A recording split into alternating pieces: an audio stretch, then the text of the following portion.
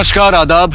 मैं Anoop Soni crime petrol सतर्क के ब्लैक हेडलाइंस अध्याय के आज के एपिसोड में आप सबका स्वागत करता हूं। यूं तो अपराध हर समाज का एक काला सच है जिसे ना चाहते हुए भी हमें स्वीकार करना पड़ता है, लेकिन जब एक पुलिस वाले का कत्ल होता है तो पूरे सिस्टम पर सवालिया निशान उठने लगता है। आइए देखते हैं कि 35 वर्षीय युवा कांस्टेबल सूरज सिंह की हत्या का राज क्या था और कौन था इस आपराधिक अध्याय का रचयिता।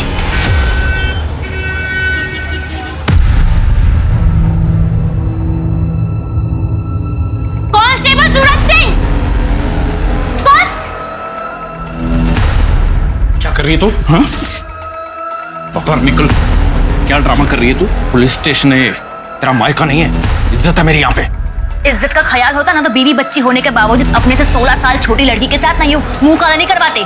चुप निकल यहाँ से, मुंह तोड़ दूंगा तेरा। हे, तू पुलिस वाला होगा लेकिन मैं तुझसे डरती नहीं हूँ, समझा? ये बता 3 रात से कहाँ था? कौन होती है तू पूछने वाली? मार दूं तेरा मैं। औरत है, औरत बन के रह। चल निकल यहाँ से। दिखाती हूँ तुझे औरत की ताकत।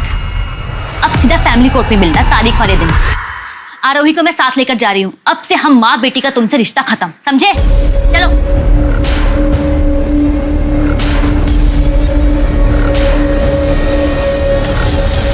सॉरी सर, आगे से ऐसा नहीं होगा।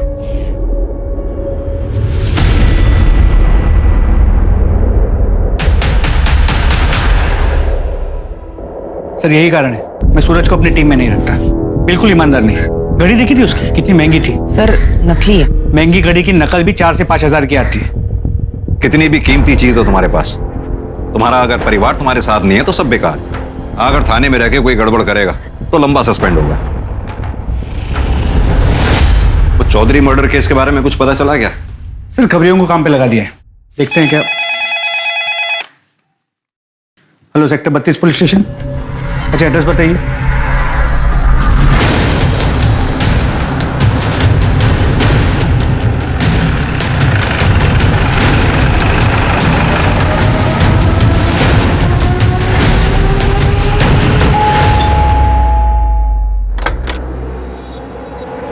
आइए सर। सर हमारी 7 साल की बेटी ईशा घर बन रही है। जैसा कि मैंने आपको फोन पे बताया था, हमने उसके दोस्तों से आस पड़ोस में सब जगह पता कर लिया सर, पर वो कहीं नहीं मिली। आपकी मेड का है जिसके बारे में आपने बताया था? ये इसी की लापरवाही का नतीजा है। ये मैडम खुद तो सो रही थी, अब पता नहीं मेरी बेटी कहाँ चली गई, किसके साथ चली गई, कौन लेके गया उसको। कहाँ पर है बच्ची? कौन आया था घर पे? साहब मुझे कुछ नहीं पता। मैं तो 2:30 बजे रोज की तरह उसको स्कूल से लेकर आई। ईशा बेबी, पहले खाना खा लो, पहले खाना खाओ, मुंह खोलो। आंखें बंद कीजिए ईशा बेबी, तब तो नींद आएगी। खाना खिलाकर 3 बजे तक बेडरूम में सुला के दिया था और खुद रोज की तरह किचन में सो गई। मेरी जब 5 बजे आँख खुली ना तो मैं उसको ट्यूशन के लिए उठाने के लिए गई रूम में। ईशा तो वो नहीं थी वहां पे। ईशा बेबी, मैंने तुरंत साहब और मैडम को फोन किया। ईशा बेबी। बच्ची कभी खुद से भी बाहर निकलती थी? बताओ नीलू। एक मिनट। नहीं साहब। घर में कुछ अटपटा लगा, जैसे दरवाजा खुला हो या सामान बिखरा पड़ा हो? नहीं। घर में इसके अलावा और कोई भी एंट्री है? नहीं सर। घर की चाबी किस किस के पास है? हम दोनों के अलावा बस इस नीलू को दे रखी थी। अरुणेश, मैंने तुम्हें कितनी बार कहा ईशा को चाइल्ड केयर में डालो, एक मेड पर ट्रस्ट मत करो। अब भुगतो। तुम्हारी चाबी कहाँ है? मेरे पास है, मैं लेकर आती हूँ। मलिक, घर की अच्छे से तलाशी लो, देखो आसपास कुछ मिलता है क्या? सर। सीमा, आस पड़ोस में पूछताछ करो। सर साहब मेरी चाबी। सर 1 मिनट यहाँ आइए।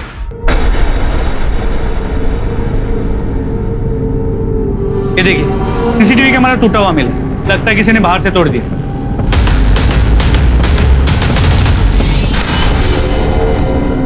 इसका डीवीआर कहाँ है? सर अंदर टीवी के पास।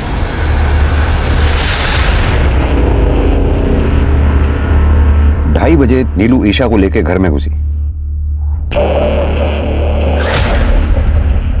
ये क्या? 3:12 पे सीसीटीवी डैमेज हो गया।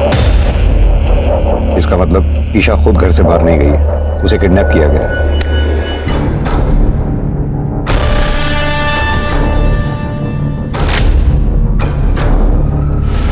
अब या तो किडनैपर के पास चाबी थी, उसने दरवाजा खोला, अंदर आया और ईशा को लेकर चला गया, या फिर दरवाजा अंदर से खुला, किडनैपर अंदर आया और ईशा को लेकर चला गया।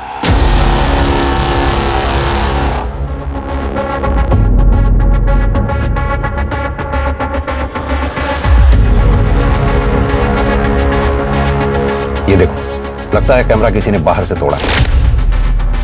सर अंदर से भी तोड़ा जा सकता है। नहीं, अंदर से तोड़ता तो उसका हाथ या चेहरा इसमें दिखाई देता। सर एक मिनट, सर यहाँ ये देखिए, यहाँ से भी तो तोड़ा जा सकता है। सर पड़ोसी से कुछ खास नहीं पता चला है। दोपहर का समय था तो सब लोग सो रहे थे। इनके मेड को साथ ले लो। सर आप लोग प्लीज थाने आके ईशा की मिसिंग कंप्लेंट लिखवा दीजिए। आपके सिग्नेचर्स चाहिए होंगे। जी सर। मुझे नहीं पता कहाँ है ईशा बेबी। सर मैडम मुझे नहीं पता ईशा बेबी कहाँ है। मैं क्यों झूठ बोलूंगी? सर ये ईशा की फोटो है। सर मेरी बच्ची को कुछ होगा तो नहीं ना? आप चिंता मत कीजिए, आपकी बच्ची को हम जल्द से जल्द ढूंढ निकालेंगे। और वैसे भी आप दोनों के फोन हमने सर्वेलेंस पे डाल दिए।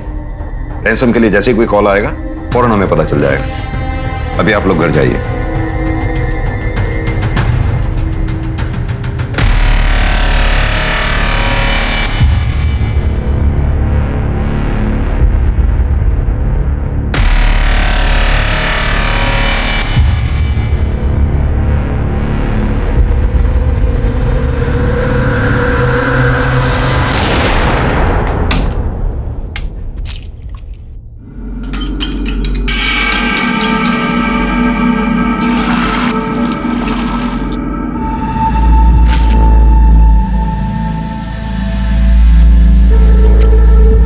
गुड मॉर्निंग बेटा।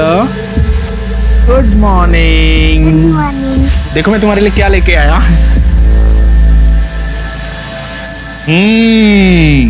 Wow, bread omelette. मम्मी तो अंडा खाने ही नहीं देती है। आप रुको, मैं अभी ब्रश करके आती हूँ। अरे रुको, शेर का बच्चा कब ब्रश करता है? चलो खा लो, ब्रश तो रोज ही होता है ना।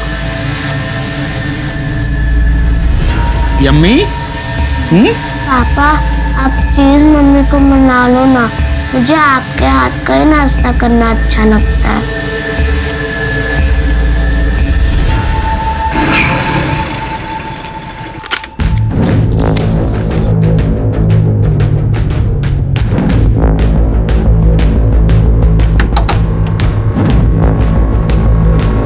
आगे बेटा, सब इंतजाम कर रखा है तेरे लिए, आजा।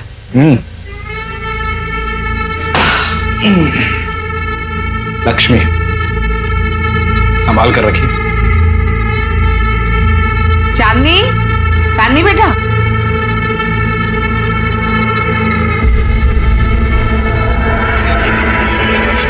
अरे आज जीजा जी आए हैं, खातिर कर उनकी। मैं पकौड़े बना के लाती हूँ। जी।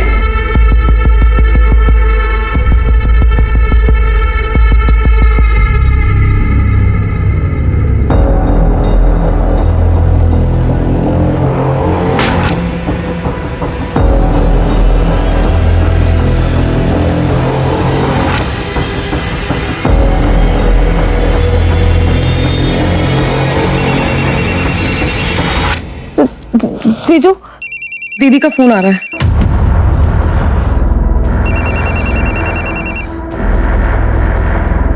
हाँ बोल। बोला था ना 2-4 दिन फोन मत करना।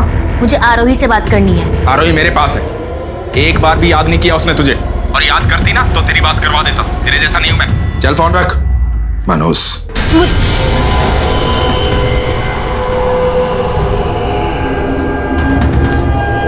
जीजू आज नहीं, प्लीज जीजू।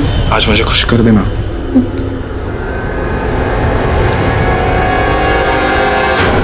ये ईशा किडनैपिंग केस के बारे में कोई नया अपडेट? हमने ईशा की फोटो को सभी police station, highway police, railway station, bus stop और एयरपोर्ट के रोड पे सर्कुलेट किया, लेकिन कहीं से कोई लीड नहीं मिली। और लोकल किडनैपिंग गैंग के बारे में कुछ पता चला?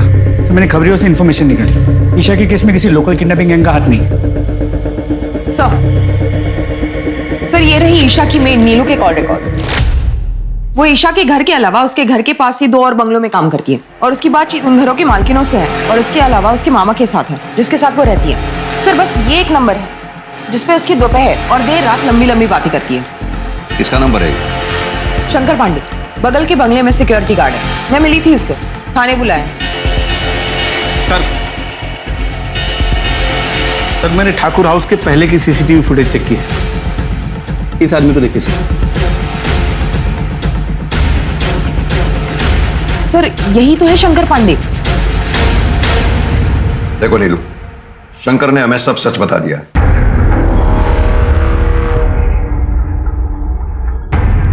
साहब आप मेरे मामा जी से कुछ मत कहिएगा, उनको पता चलेगा तो बहुत दुख होगा उनको। तो फिर सच सच बता दो ना। ईशा की किडनैपिंग में तुम्हारे साथ और कौन है? ये आप क्या बोल रहे हैं साहब? मैं तो ये बताने से मना कर रही हूँ कि शंकर और मैं एक दूसरे से प्यार करते हैं। ईशा बेबी की किडनैपिंग में कौन है मुझे नहीं पता। साहब हम लोग की बात का यकीन कीजिए, हम लोग रोज दोपहर को मिलते जरूर थे।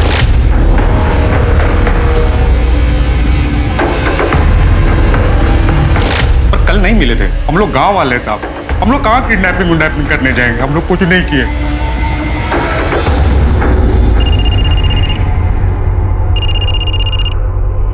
हेलो, तुम्हारी बेटी मेरे पास है। 25 लाख का इंतजाम करके रखो, कल फोन करूंगा। कौन बात कर रहा है? मेरी बात कराओ ईशा से। कौन था अरुणी? ये नंबर नोट करो जल्दी। हेलो सर अभी अभी ईशा के पिता अरुणेश ठाकुर को इस नंबर से फिरौती के लिए कॉल आया था। कॉलर कौन है? लोकेशन क्या है? कुछ पता चला उसके बारे में? सब्जी मंडी सेक्टर नंबर 23। कार्ड किसी महेंद्र तोमर के नाम पर रजिस्टर्ड है। मैंने बात की उससे, वो सब्जी वाला है। किसी ने उसके फोन से रैंसम कॉल किया था। सीमा फौरन एक काम करो, इस सब्जी वाले से कांटेक्ट करो, उसको क्रॉस वेरीफाई करो ये झूठ बोल रहा है या सच। क्विक। सर अगर ये मान ले कि ये किडनैपिंग नीलू और शंकर की साठगांठ से हुई, फिर भी बच्ची को कहीं तो रखा होगा।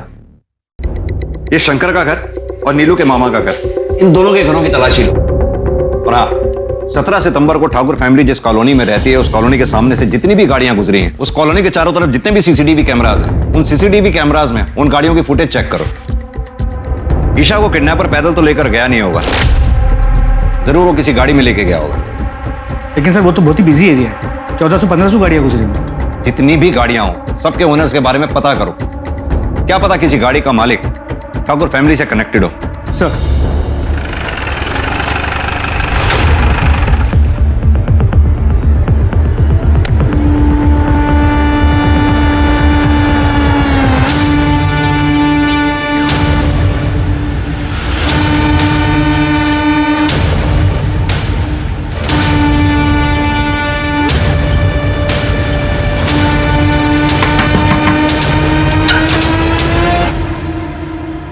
क्या हुआ साहब? आप नीलू के मामा? जी साहब। हटिए, घर की तलाशी लेनी। पूरे घर की तलाशी लो जल्दी। लेकिन हुआ क्या साहब? हमेशा के नीलू ने अपने मालिक की बेटी ईशा को किडनैप किया, याद रखा है। किडनैप?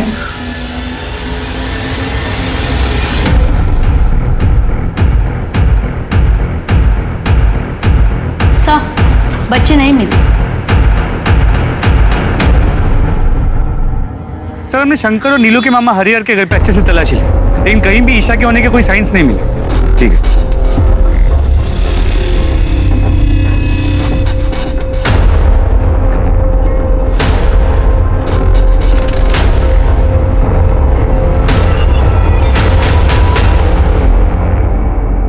सर मैंने पता किया, वो सब्जी वाला जिसके फोन से रैंसम कॉल किया गया सालों से वहां पर सब्जी बेचता है। और सर उस एरिया में कोई सीसीटीवी कैमरा भी नहीं है जिससे कॉलर को आइडेंटिफाई किया जा सके। सर और एक बात, ईशा के स्कूल से एक नई बात पता चली है।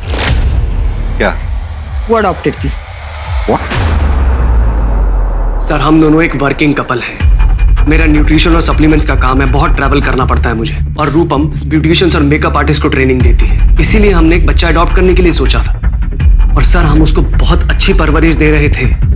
पता है हमें जितनी अच्छी परवरिश आप लोग दे रहे थे, तभी पिछली 2 पेरेंट टीचर्स मीटिंग्स में आप लोगों ने स्कूल अटेंड ही नहीं किया। पर आजकल अक्सर माँ बाप से पीटीएम छूट जाता है, ऐसे में हम कैसे अपनी बच्ची के गुनहगार हो गए? 17 सितंबर को दोपहर 2:30 बजे से 4:30 बजे के बीच में आप दोनों कहां पर थे? सर मैं अपने ऑफिस में था, सेक्टर 29 में। और आप? सर मुझे याद नहीं है, मैं शायद सेक्टर 29 या 30 वाले सैलून के ब्रांच में रही होंगी। सर आप समझ भी नहीं पाएंगे इस समय हम किस चीज से गुजर रहे हैं। मैं जानता हूं कि आप हमारी मदद करना चाहते हैं, पर कम से कम इस तरह के आरोप लगाकर हमें ट्रॉमेटाइज तो मत कीजिए ना। ठीक है, अभी आप लोग जा सकते हैं, जरूरत पड़ेगी तो फिर बुलाएंगे आपको। मलिक, इन दोनों को फिलहाल हम क्लीन चिट नहीं दे सकते हैं, इन दोनों पे नजर रखनी होगी। इन दोनों के लोकेशन डिटेल्स और सीडीआर दोनों निकलवाओ।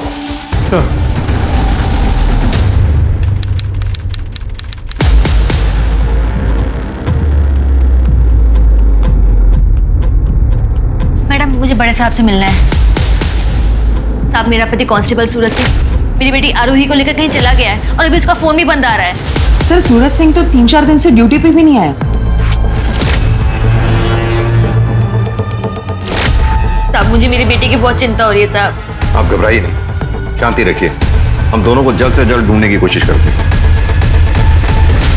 पुलिस पर पहले से ही 7 साल की ईशा को ढूंढने का प्रेशर था और अब इसके बाद कांस्टेबल सूरज सिंह के अपनी 7 साल की बेटी आरोही के साथ गुम हो जाने से पुलिस की परेशानी और बढ़ गई थी। ईशा को ढूंढने के लिए फरीदाबाद पुलिस ने अपनी पूरी ताकत झोंक दी।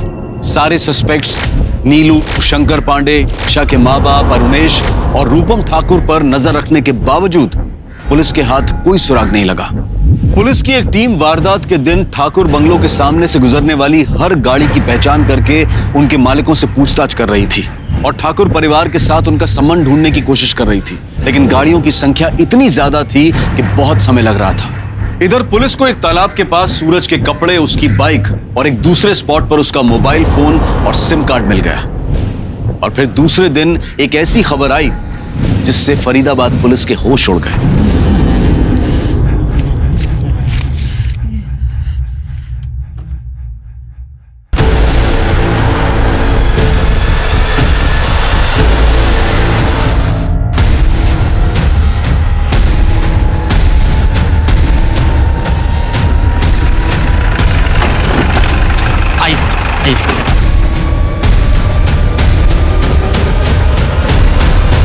सतीश सर खुदाई करवाओ।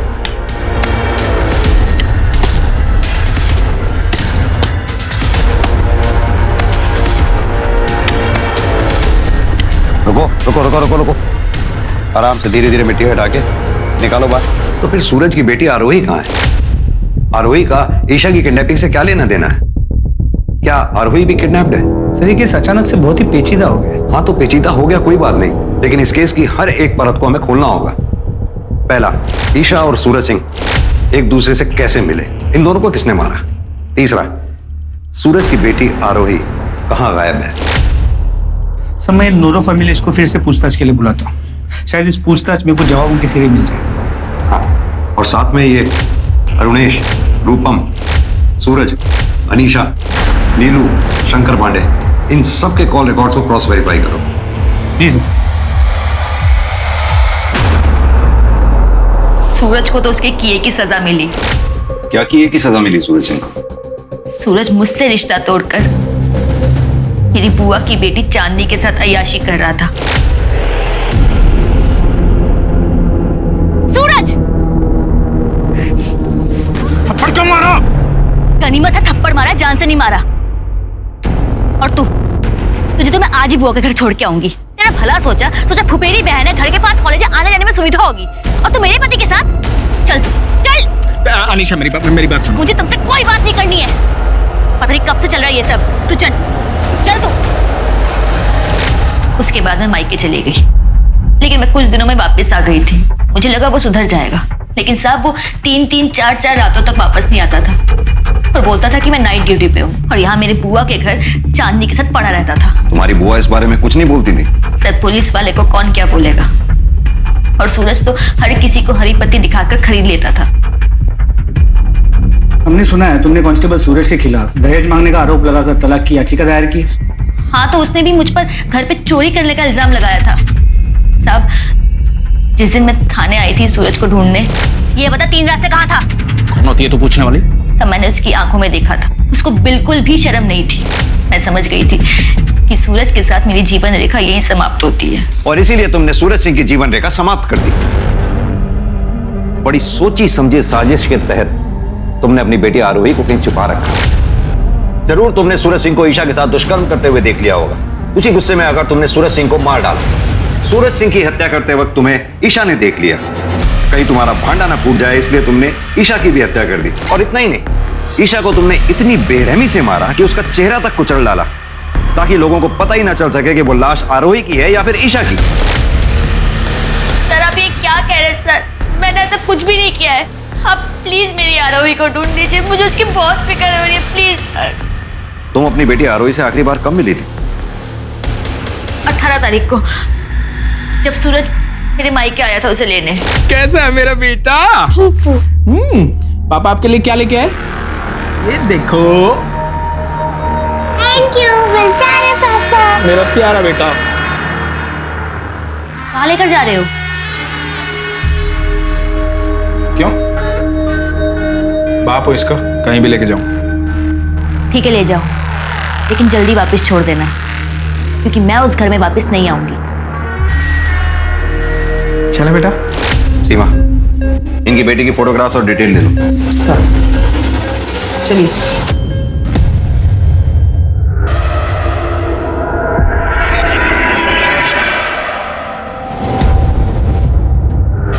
भैया 1 पैकेट दूध, चाय पत्ती, शक्कर और ब्रेड दे दीजिए।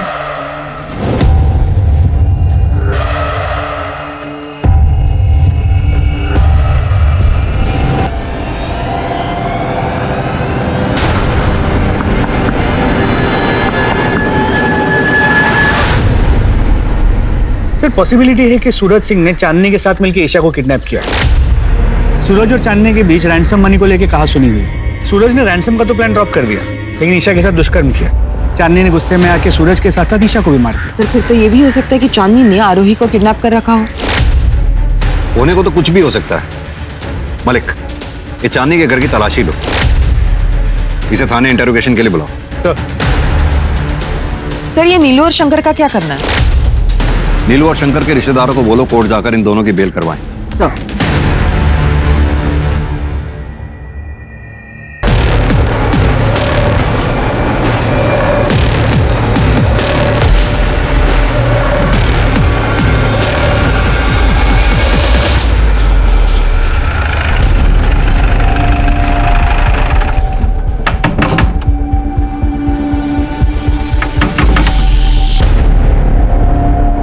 जी चांदनी चौहान का घर है। मेरी बेटी है वो। चांदनी का है, बुलाइए उसे। सब चांदनी को तो दिल्ली गए हुए 7 दिन हो गए। घर की तलाशी लो। लेकिन हुआ क्या है साहब? तुम कौन हो? मैं श्रवण, चांदनी दीदी मेरी बड़ी बहन है। अपनी बहन को फोन लगाओ। स्पीकर पर लगाओ।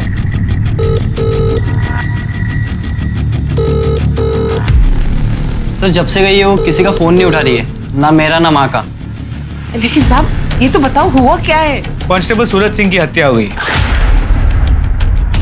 और उनकी बेटी आरोही गायब है। अब इसके बारे में जानती हैं?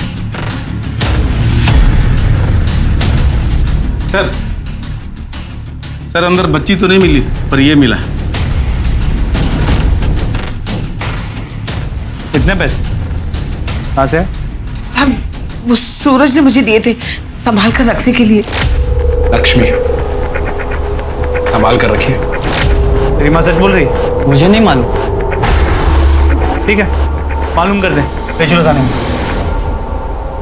एक पुलिस वाले की बहन होकर इतनी नासमझी आप कैसे कर सकती हैं? एक तो सूरज सिंह की हत्या की खबर आ गई और ऊपर से हम इस बात से परेशान थे कि आरोही के साथ भी कहीं ईशा की तरह कोई अनहोनी ना हो गई।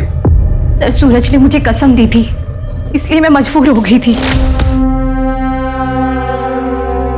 शीतल, आरोही को अपने पास रखना और कुछ भी खाने पीने का मांगे तो इसे दे देना। और हाँ, अनीशा का फोन मत उठा, उसे पता नहीं लगना चाहिए कि आरोही तुम्हारे पास है। ऐसा हुआ तो मेरा मरा मुंह देखोगी। 2-4 दिन अपनी बेटी से दूर रहेगी ना, तो पता लगेगा उसे औलाद से दूर रहने का दर्द क्या होता है। इसीलिए अनीशा का जब फोन आया तो मैंने उसे नहीं बताया। कि आरोही मेरे पास है। हमारी आखिरी बार अपने भाई सूरज सिंह से कब बात हुई थी? सर 19 तारीख को शाम 4 बजे। अनीशा ने हमारी जिंदगी बर्बाद कर दी है। मुझे तो पूरा यकीन है कि सूरज को भी उसी ने मरवाया होगा। पहले तो अपनी बहन को घर लेकर आ गई और फिर बोलने लगी कि सूरज की उसके साथ दोस्ती हो गई है। सब जानती हूँ मैं। तलाक देने के बहाने सूरज की प्रॉपर्टी हथियाना चाहती थी, इसीलिए तो उसने आरोही को हमसे दूर रखा था। आरोही, आरोही, आरोही।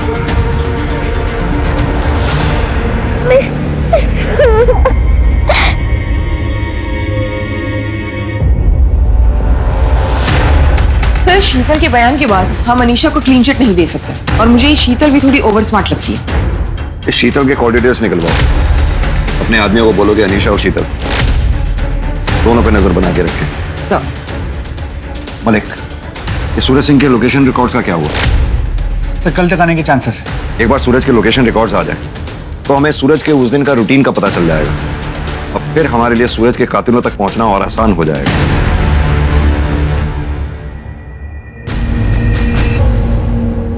बेटा सब ठीक हो जाएगा। कल से नए दिन की शुरुआत है। हिम्मत बनाए रखो।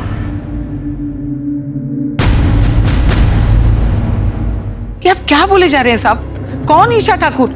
अच्छा, ये इस बच्ची का नाम है ईशा ठाकुर, जिसकी लाश हमें सूरज सिंह के साथ मिली है। मेरा यकीन कीजिए साहब, मैं सच कह रही हूँ, किसी को नहीं मारा मैंने। सर एक मिनट। सर ये देखिए सूरज सिंह के call records. Sir Suraj Singh ने ईशा की मां रूपम से किडनैपिंग के दूसरे दिन ही बातचीत की है। सर ये देखिए, इसलिए मैंने सूरज सिंह के लोकेशन डिटेल्स चेक किए तो सूरज सिंह ठाकुर बंगलो गया और तब रूपम ठाकुर का लोकेशन भी वही का दिखा रहा है। सर ये देखिए, ये सच है। कांस्टेबल सूरज सिंह मुझसे मिला था। मैडम जी, फरीदाबाद में रोज 2-3 बच्चे किडनैप होते हैं पर मिलते कहाँ? पुलिस के पास वर्कलोड पहले ही बहुत ज्यादा। अब आप ही बताइए कि आपकी बेटी को ढूंढने में पुलिस एनर्जी क्यों लगाएगी? आप ही बताइए हमें क्या करना चाहिए? हमें बस अपनी बच्ची मिल जाए। समझदार हैं आप, इसलिए आपको फोन किया, आपके हस्बैंड को नहीं। बस 3 लाख रुपए थाने में बंटवा दीजिए, फिर देखिए आपकी बेटी चुटकियों मिल जाएगी। हाँ चलेगा, मैं 3 लाख भिजवा दूंगी, लेकिन देखिए मुझे नहीं पता कि किसे पैसे देने और किसे नहीं। मैं आपको दे दूंगी, आप अपने एंड से देख लेना। फिक्र नॉट मैडम जी, सूरज सिंह की जुबान है ये। आपकी बेटी आपको सही सलामत मिलेगी। ये बात आपको हमें पहले बतानी चाहिए थी, जबकि सूरज सिंह हमारी टीम का हिस्सा भी नहीं था। मैं बताती सर, पर जब हमें ईशा के साथ साथ सूरज का मर्डर का पता चला तो हमने ये बात नहीं उठाई। आप लोग अभी जा सकते हैं। सर अब तो क्लियरली ये सूरज गुनहगार लग रहा है। उसे ईशा की किडनैपिंग का पता था, शायद उसी ने ईशा के साथ दुष्कर्म किया, किसी ने उसे देख लिया और उसे मार दिया। सर फिर तो मारने वाले ईशा के माँ बाप भी हो सकते हैं। सूरज ने रूपम ठाकुर से पैसे लिए थे, उसने बच्ची लौटाने के लिए उन्हें बुलाया होगा और फिर और ज्यादा पैसे मांगे होंगे। उन्होंने देने से मना कर दिया तो सूरज सिंह ने ईशा के साथ दुष्कर्म किया और उसे मार दिया होगा और फिर गुस्से में आके अरुणेश ने या रूपम ठाकुर ने सूरज सिंह को मार दिया होगा। ये रूपम और अरुणेश, इन दोनों पे नजर बनाए रखो। मलिक, ये चांदनी चौहान का लोकेशन ट्रेस हुआ? जी सर, दिल्ली की लोकेशन। तो दिल्ली के लिए फौरन रवाना हो।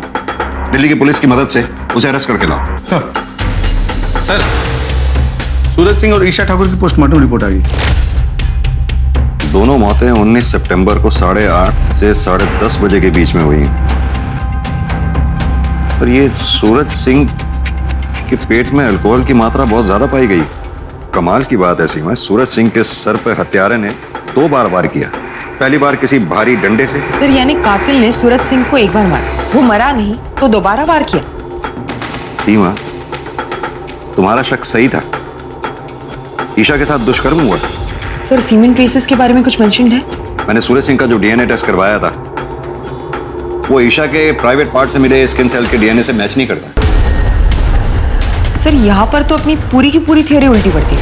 यानी कि सूरज सिंह ने ईशा के साथ दुष्कर्म नहीं किया, हो सकता है उसके किडनैपर साथी ने किया हो और फिर झगड़े में दोनों को मार दिया हो। सीमा, अब हमें यह पता लगाना होगा कि ईशा का किडनैपर, रेपिस्ट, मर्डरर कौन था और उसका सूरज सिंह के साथ क्या कनेक्शन था। राइट सर, वो उन गाड़ियों के बारे में जो मैंने पता करने के लिए कहा था, जो ठाकुर कॉलोनी के घर के बाहर से उस दिन गुजरी थी, कुछ पता लगा उनके बारे में? सर काम चल रहा है, लेकिन अब तक जितने भी व्हीकल ओनर से बात हुई है उनका ठाकुर फैमिली से दूर दूर तक कोई लेना देना नहीं। बाकी जितने भी व्हीकल ओनर्स बचे हुए हैं उनकी भी जांच पड़ताल जारी रखो। सर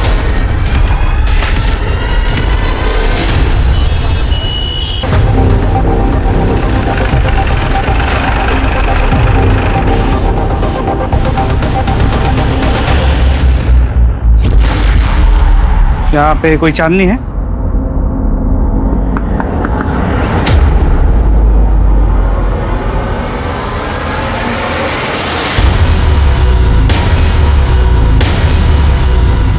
सर पुलिस वाले को मारना मजाक है क्या? हमने नहीं मारा सर, और सूरज सिंह के साथ मेरा कोई अफेयर नहीं था। मैं तो अपने बॉयफ्रेंड मुजीब के साथ खुश थी, वही जबरदस्ती मेरे पीछे पड़ा था। और इसीलिए तुमने सूरज सिंह को रास्ते से हटा दिया? नहीं सर, ऐसा कुछ नहीं है। ऐसा ही है। उस दिन ईशा ठाकुर सूरज सिंह के साथ थी। ईशा ठाकुर ने तुम दोनों को सूरज सिंह को मारते हुए देख लिया, इसलिए तुमने ईशा ठाकुर को मार दिया। और इतना ही नहीं, उसे मारने से पहले मुझे तुमने उसके साथ दुष्कर्म भी किया। सर ये सरासर झूठ है सर, क्या बोल रहे हो आप? आपके पास क्या सबूत है? सबूत है ना, ये लोकेशन रिकॉर्ड्स, जिससे साफ जाहिर होता है कि 19 सितंबर की रात को तुम तीनों यानी कि सूरज सिंह और तुम दोनों की लोकेशन एक ही जगह थी। बड़ी सोची समझी साजिश के तहत तुम लोगों ने सूरज सिंह को अपने घर खाने पे बुलाया, उसे दारू पिलाई। सूरज सिंह को जब ये पता लगा कि ईशा ठाकुर को किडनैप करके तुम लोगों ने घर में रखा हुआ है, तुम लोग उसी साजिश के तहत ईशा ठाकुर और सूरज सिंह को खेत पे ले गए, जहां ले जाकर दोनों को मार दिया। अरे सर आप तो बिल्कुल टीवी सीरियल जैसा बता रहे हो, इतना कुछ भी नहीं हुआ था। एग्जैक्टली क्या हुआ था वो मैं आपको बताती हूँ। उस दिन मेरा बर्थडे था। Happy birthday to you, happy birthday dear चांदनी।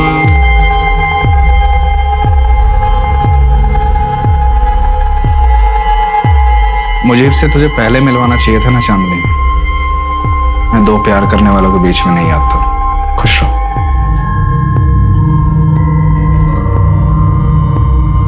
मैं भी घर जाके अनीशा से बात करूंगा, फिर से अपनी दुनिया बसाओ। बस उसके बाद जीजा जी अपने घर के लिए निकल गए और 1 घंटे बाद मैं और मुजीब दिल्ली के लिए निकल गए। सूरज सिंह घर के लिए निकला जरूर, लेकिन घर पहुंचा नहीं। सर अब आगे क्या हुआ हमें क्या मालूम, आप खुद सोचिए ना।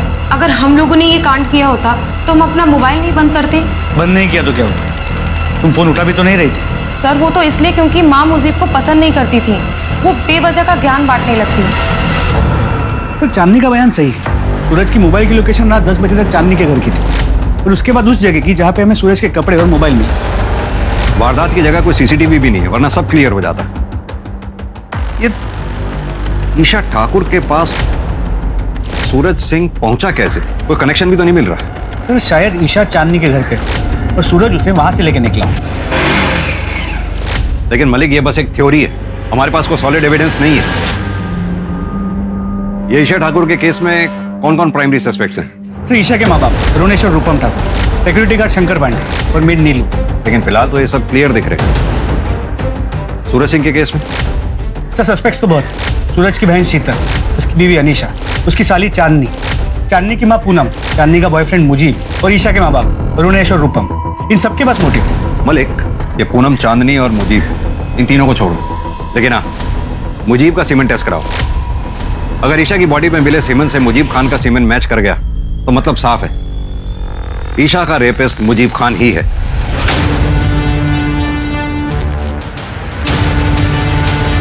110 दिन बीत चुके थे, लेकिन ईशा के किडनैपर्स, रेपिस्ट और कातिल का कुछ पता नहीं चला था, और पुलिस ईशा और कांस्टेबल सूरज सिंह की लाश एक साथ एक जगह मिलने का कनेक्शन भी नहीं ढूंढ पाई थी। कांस्टेबल सूरज सिंह के कातिलों का भी कुछ पता नहीं चला था, और फिर एक मामूली से केस की कार्यवाही के दौरान पुलिस के हाथ एक ऐसा अहम सुराग लगा जिसने इस केस को परत दर परत खोल कर रख दिया।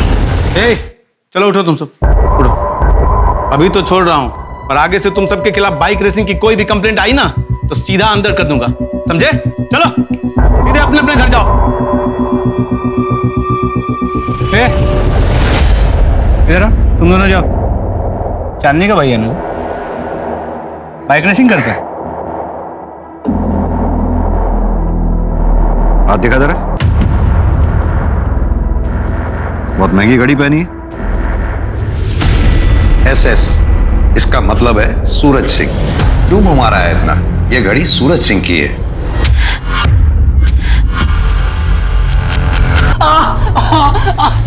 तेरे सूरज जीजा जी ने मरने के बाद ये घड़ी तुझे उपहार में दी थी?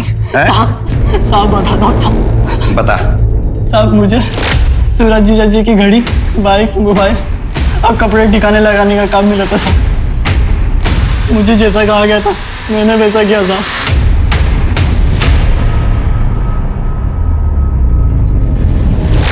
सीधी तरह से बताए, इस जुर्म में तेरा साथी कौन था? बोल। बहुत घुमाया तुम लोगों ने। अब सीधी तरह से यह बताओ कि सूरज सिंह को कैसे मारा, ईशा ठाकुर को किडनैप और रेप एंड मर्डर कैसे किया? कौन ईशा ठाकुर? सर ईशा को हमने आज तक देखा ही नहीं, तो कैसे किडनैप करेंगे और क्यों मारेंगे? तू तो पहले ही दिन से झूठ बोल रहा है। एक बात का यकीन करूं भी तो कैसे? सर ये सच कह रहा है। जहां तक सूरज का सवाल है, हमने उसे मारने की कोशिश जरूर की थी। जीजू, नदी किनारे चलें क्या? ठंडी हवा में थोड़े मजे भी ले लेंगे।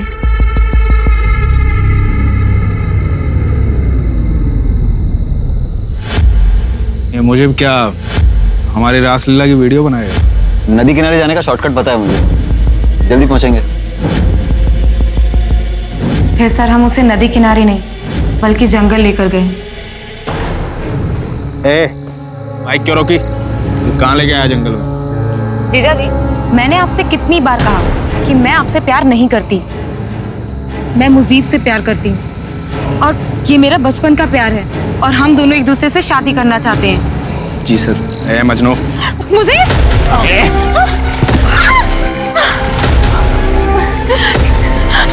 जीजा प्लीज।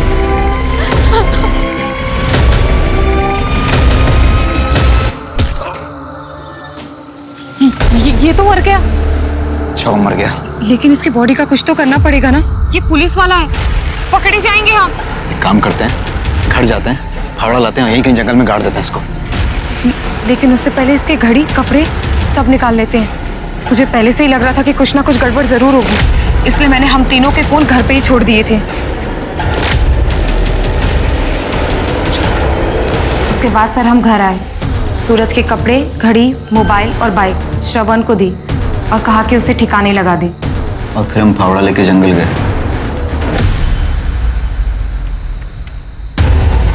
यही तो मारा था उसे। कहाँ गई बॉडी? जल्दी ढूंढो उसे, अगर वो जिंदा बच गया ना तो हम मारे जाएंगे। सर हमने उसे बहुत ढूंढने की कोशिश की, लेकिन वो कहीं पर भी नहीं मिला। हमें लगा शायद वो जिंदा बच गया है, इसलिए सर हम डर के मारे दिल्ली भाग गए। मलिक, जब तक ये दोनों सच ना बोले अच्छी तरह से कुटाई करो इनकी।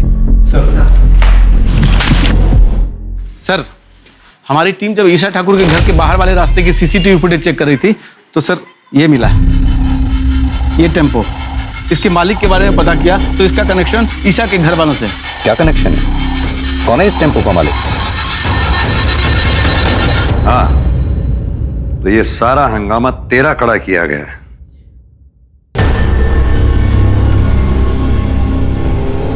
तेरे टेम्पू से हमें बाल मिले, जो डीएनए टेस्ट से साफ हो ही जाएगा कि वो बाल ईशा के हैं। तू सीधी तरह से ये बता के तूने ईशा को किडनैप कैसे किया और मारा कैसे?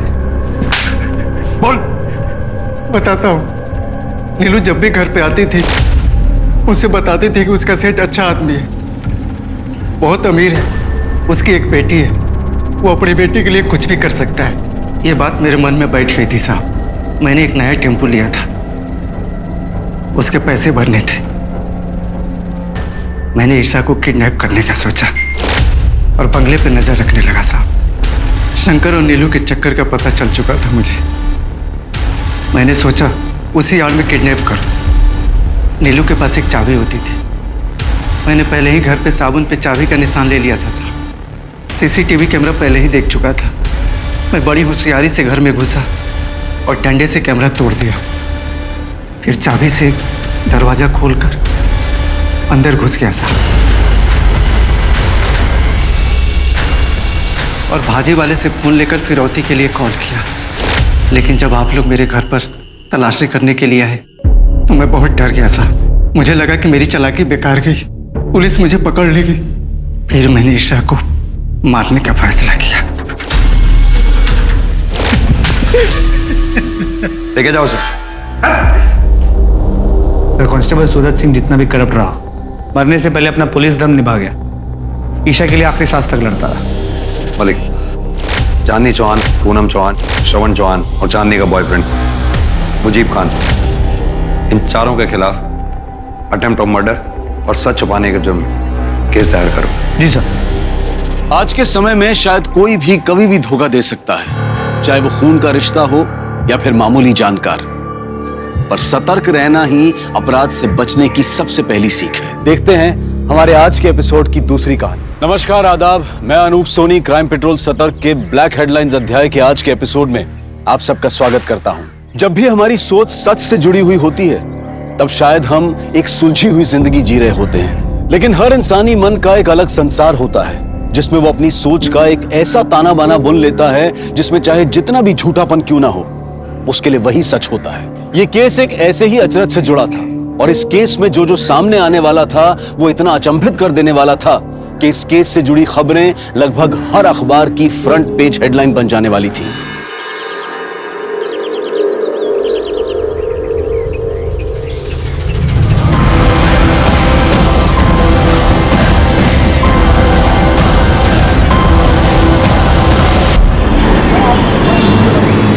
रंजीता, मैं 3 महीने से उस ऐप पर काम कर रहा था। उस राठौड़ ने मेरी ऐप का क्रेडिट ले लिया और तुमने कुछ भी नहीं किया। श्रीधर, राठौड़ के आगे मेरी कोई कुछ सुनने वाला था क्या? और गलती तुम्हारी भी तो है।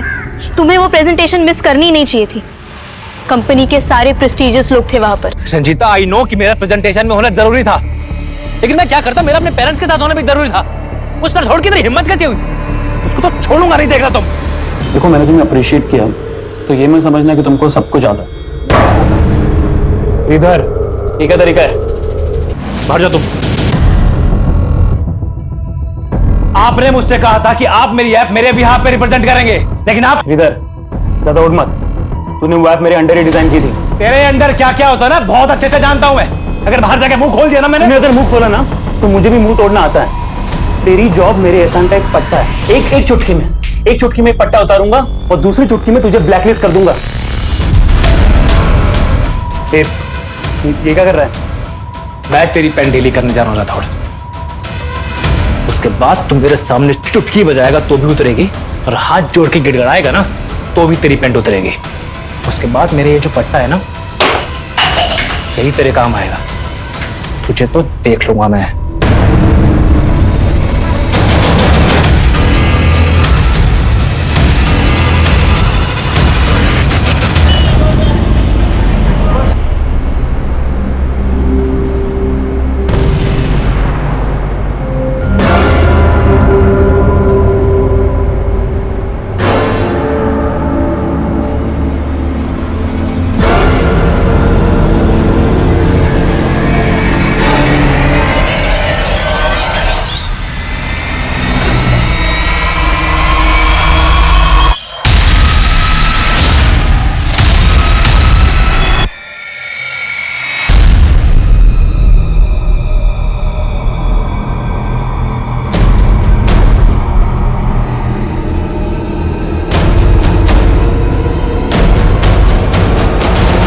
Cheers.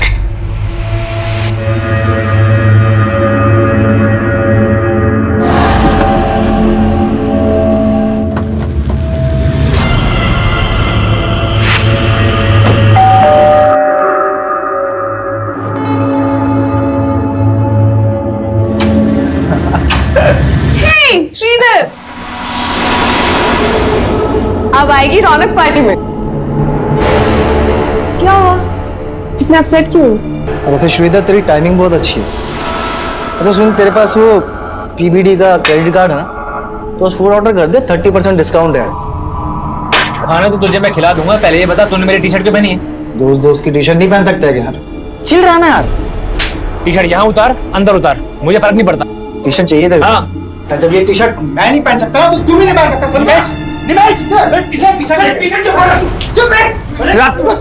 की बात मत कर, समझा? अपने आप को देख, जो तेरी नजर गंदी है। छोड़ तू उसका बचा रहे। इसकी तेरी गर्लफ्रेंड का भी गंदी नजर है। देख रहा था कैसे चिपक चिपक के बैठा था। क्या बकवास किए जा रहे हो तुम?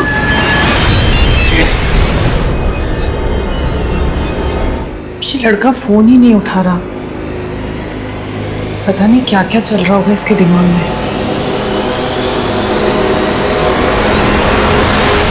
आज मैं आपको मार्शल आर्ट्स के कुछ ऐसे फाइटिंग एसेंशियल्स के बारे में बताने जा रही हूँ जिनसे आप तब से पहले तू लड़कों को घूमती है और फिर तू उनको हलाल करने के नए नए तरीके सीखती है। देख क्या रही है, अपने बॉयफ्रेंड को बुलवा के पिटवाएगी मुझे। महेंद्र, मैंने तुमसे पहले भी कितनी बार कहा है कि मेरा कोई बॉयफ्रेंड नहीं है। ए, पति हूं मैं तेरा, तेरी रग रग से वाकिफ हूं, समझी ना। इसलिए ना मैंने अपने बैंक अकाउंट्स, अपनी पॉलिसीज, सब जगह से तेरा नाम हटवा के किसी और को नॉमिनी बनवा दिया। तुम्हें लगता है कि मैं मर्डर करवाऊंगी तुम्हारा?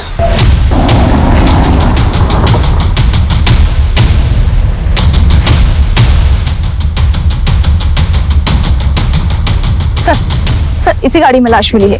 गाड़ी की नंबर प्लेट हटा दी गई है और गाड़ी भी लॉक्ड है। सर इधर आइए। सही है।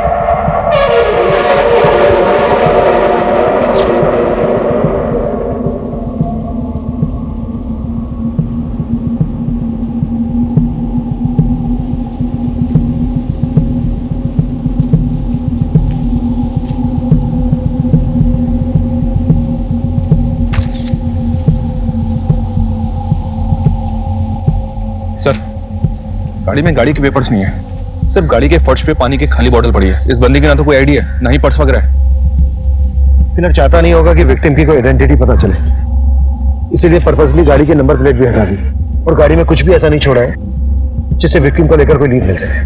और एक बात सर, जिस तरह से टेप और पॉलिथीन लपेट के इस बंदे का मर्डर किया गया, ऐसा लग रहा है कि किलर्स एक से ज्यादा होंगे। लाश की पहचान करना पुलिस के लिए मुश्किल नहीं था, लेकिन इस केस की गुत्थी सुलझाना बेहद मुश्किल था, क्योंकि इस अचंभित कर देने वाले क्राइम सीन को रचने वाला दिमाग पुलिस को घुमाने में खुद को माहिर समझता था। पर वो दिमाग था किसका, उसका मकसद क्या था, यह पता करना वाकई में चैलेंज था।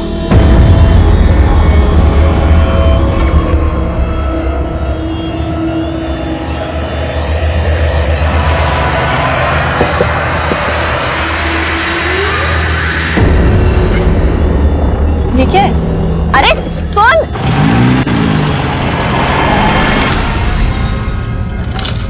इस पेन ड्राइव में मेरी मोहब्बत का पैगाम है, देख जरूर लेना।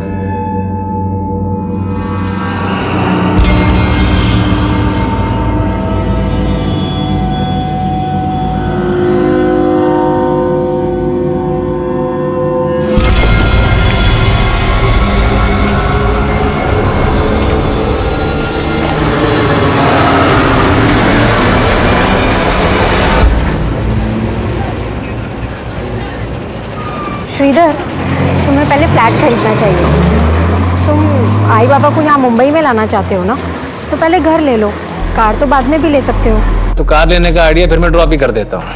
श्रीधर, एक मिनट होल्ड करना। राठौर सर पूछ रहे कि वो ऐप कब तक डेवलप होगी। तुम जाओ, मैं खुद बात कर लूंगा। ओके। हाँ बोलो, क्या बोल रही थी? किसी लड़की की आवाज सुनी मैंने, तुम्हारी गर्लफ्रेंड है? नहीं बाबा, कलीग है मेरी। तो क्या हुआ, कलीग गर्लफ्रेंड नहीं हो सकती? हो तो सकती है, पर क्या?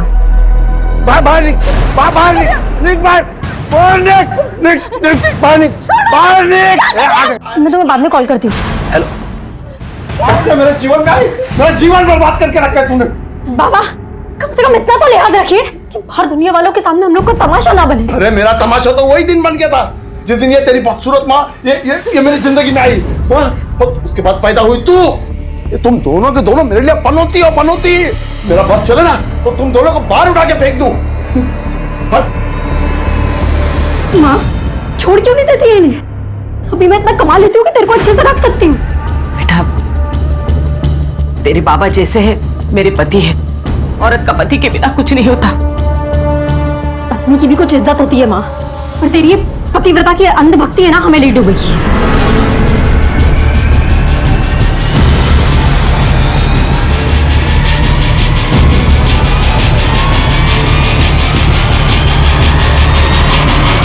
तुम तो कहती थी कि हमें कभी नेगेटिव नहीं होना चाहिए, और तुम खुद अपने पापा को लेकर इतनी नेगेटिव हो। मेरे बाबा उस कैटेगरी में नहीं आते। उनका बस चले तो ना वो मेरी आई को जिंदा छोड़ेंगे और ना मुझे। फिर तो तुम्हें पुलिस के पास जाना चाहिए, इसे इतना लाइटली मत लो। तुम पुलिस के पास गए? तुम्हें शक था ना कि कोई तुम्हारी जान ले सकता है? मेरी फिक्र मत करो, मैंने ऐसे पत्ते बिछा दिए हैं कि कोई मेरा बाल भी बांका नहीं कर सकता। सर इसकी मौत दम घुटने की वजह से ही हुई है, लेकिन मरने से पहले से बेहोश किया गया था। इसकी बॉडी में सेडेटिव के ट्रेसेस मिले हैं। सेडेटिव्स? जी, जो बोतल गाड़ी में मिली थी उसमें उसी सेडेटिव के ट्रेसेस थे। इसलिए बॉडी पर स्ट्रगल के साइन नहीं मिले। पानी की बोतल गाड़ी में मिली, हो सकता है किलर्स भी गाड़ी में मौजूद हो और उन्होंने उस पानी की बोतल में सेडेटिव मिला दिया हो जानबूझकर। हो सकता है सर कार विक्टिम की हो, इसलिए कार की नंबर प्लेट गायब कर दी गई।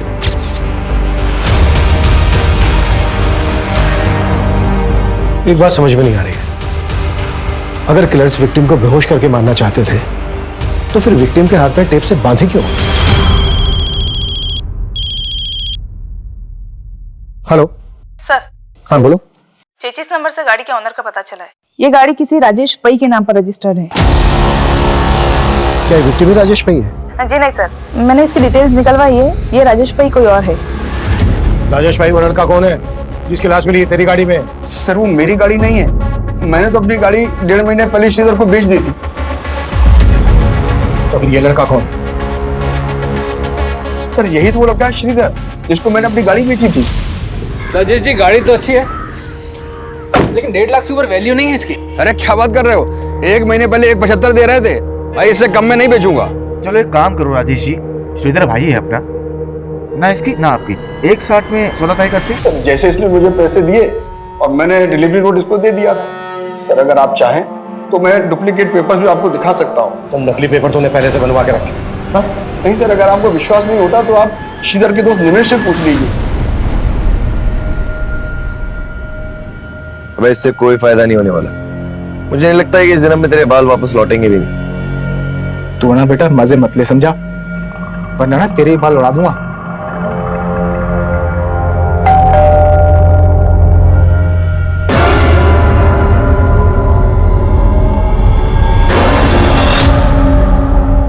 श्रीधर यही रहता था? जी सर। सर श्रीधर तो गांव गया हुआ। गांव गया हुआ? जी सर। लेकिन श्रीधर की लाश मिली है। लाश? जी सर ये बात सही है कि श्रीधर ने राजेश से गाड़ी खरीदी थी, लेकिन मैं सच में ही नहीं पता कि उसके साथ ये सब कैसे हो गया। तुम लोगों ने श्रीधर को आखिरी बार कब देखा था? 4 दिन पहले सर, जब वो गांव जाने के लिए निकल रहा था। अभी तू इतनी रात को कहां जा रहा है श्रीधर? घर जा रहा हूँ पेरेंट्स से मिलने के लिए।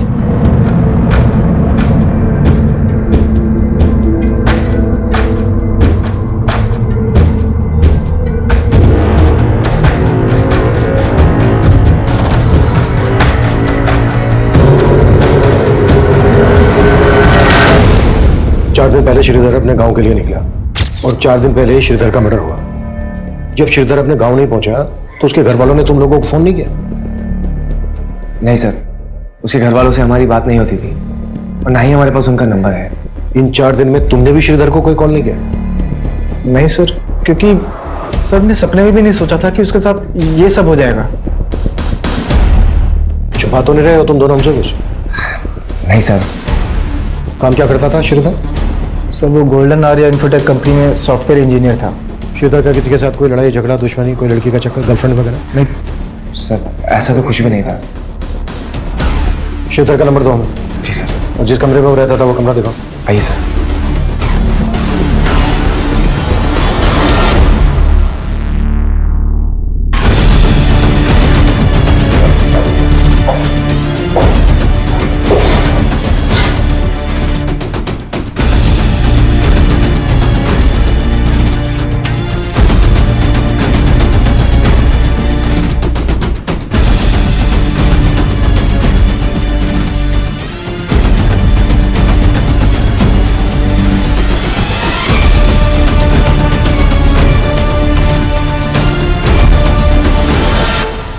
श्रीधर अपने गांव के लिए जा रहा था तो जाहिर सी बात है अपने साथ कुछ सामान भी लेकर गया होगा। सर जब वो गया था उसके पास एक लैपटॉप बैग था।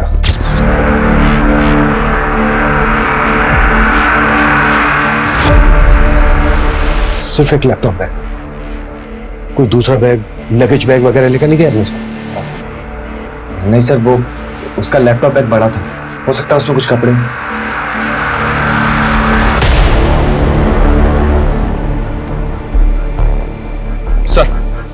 मैंने श्रीधर का फोन सर्विलेंस पे डालने के लिए दिया तो पता चला कि उसका फोन अब भी एक्टिव है। पहल जारी है लेकिन कोई उठा नहीं रहा है। व्हाट? श्रीधर का फोन अभी भी एक्टिव है? जी सर। अब मैं हो ही इतना चार्मिंग, लड़कियां तो इम्प्रेस हो ही जाएंगी। पर शादी सोच समझ के करना। हाँ शादी भी हो जाएगी, पहले घर तो खरीद लूं।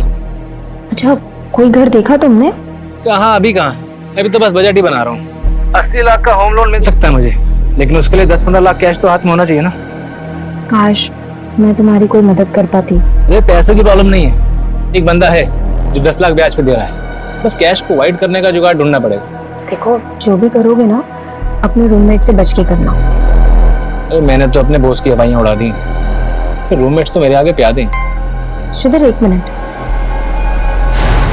श्रीधर, आई के 20 मिस कॉल्स आए, पता नहीं आज बाबा ने क्या कर दिया होगा। मुझे अभी जाना होगा, मैं रखती हूँ।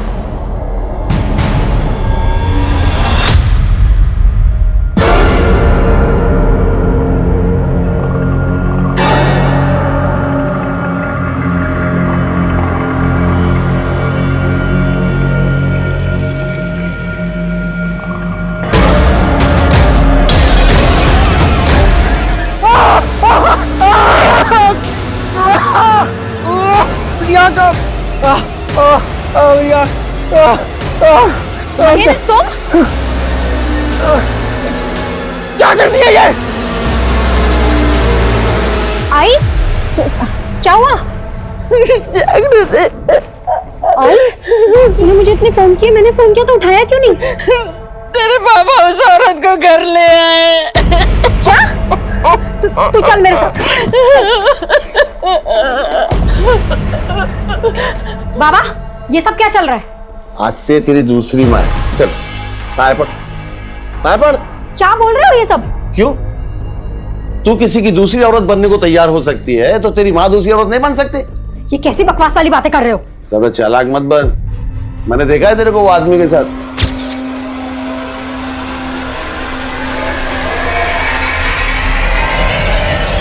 आपका पूरा दिमाग खराब हो गया है बाबा। अभी शर्मा मत। अच्छा क्या तूने खुद ही ढूंढ लिया अपने लिए? जा जा, भाग जा उसके साथ। वैसे भी कोई दूसरा मिलने वाला नहीं तेरे, जा।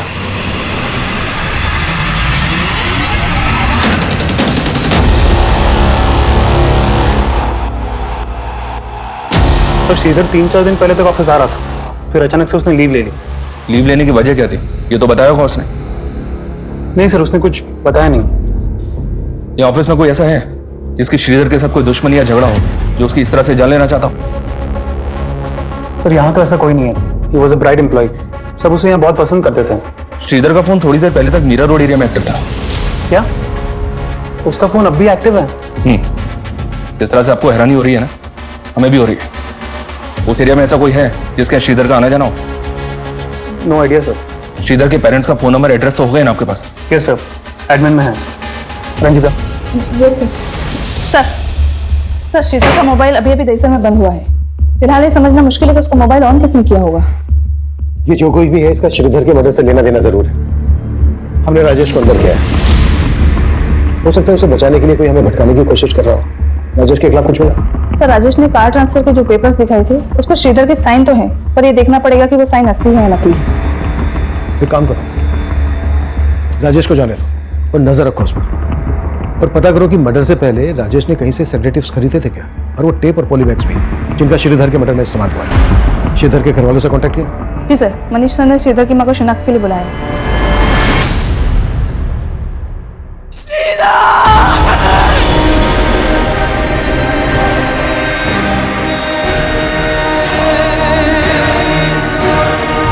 अम्मा, दिन रात काम करूंगा तभी तो यहाँ घर ले पाऊंगा। आपको और पापा को यहाँ भी तो लेकर आना।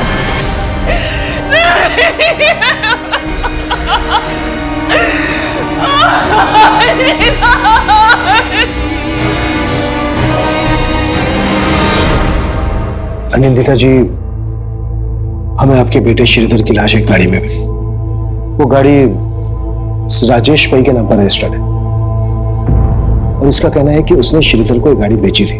आपको जानती है इस बारे में? श्रीधर बोल तो रहा था कि वो गाड़ी खरीदने वाला था, लेकिन वो तो नई गाड़ी खरीदना चाहता था। श्रीधर के रूममेट्स निमेश और सार्थक का कहना है कि उसी गाड़ी में 5 दिन पहले श्रीधर अपने गांव के लिए निकला था, आपसे मिलने आ रहा था। आप जानती थी इस बारे में? नहीं सर। श्रीधर के रूममेट्स झूठ क्यों बोलेंगे? उनके साथ उसका कोई इशू था? पता नहीं सर, श्रीधर मुझे कुछ बताता ही नहीं था। श्रीधर की मां का बयान पुलिस को यह सोचने पर मजबूर कर रहा था कि श्रीधर के रूममेट्स ने पुलिस से झूठ बोला होगा। वहीं राजेश भाई पुलिस की रडार पर था।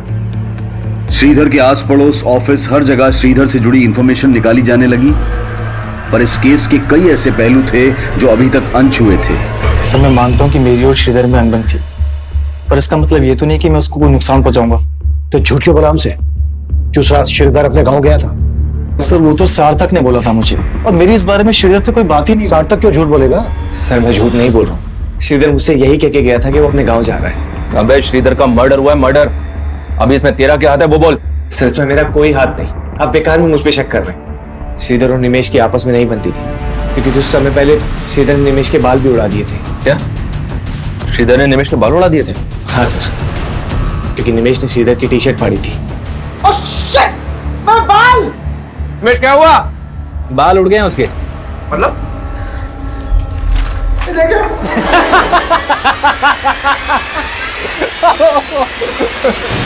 तूने मेरी टी शर्ट फाड़ी थी ना, इसलिए मैंने तेरे शैम्पू में हेयर रिमूवल मिला दिया था।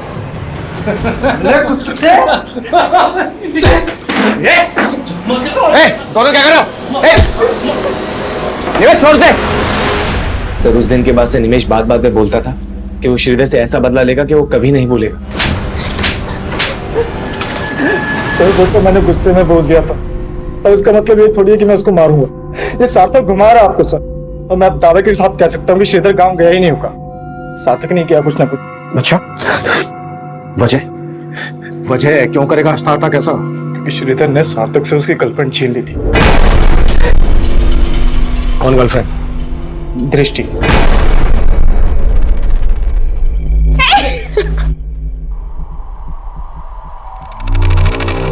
वो सार्थक को डिच कर रही थी, और इसी बात से सार्थक श्रीधर से चिढ़ता था। सर दृष्टि बहुत ही फ्रैंक है, वो बस श्रीधर को सोते हुए देख के उसे डराने की कोशिश कर रही थी।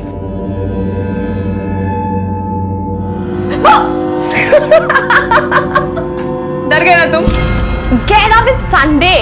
Don't waste your day. उठो। सर निमेश के दिमाग में कचरा भरा हुआ, वो मुझे हमेशा भड़काने की कोशिश करता था। मुझे जितना ट्रस्ट दृष्टि पे था उतना ही श्रीधर पे। सर आपको यकीन नहीं होता तो आप दृष्टि से पूछ लीजिए।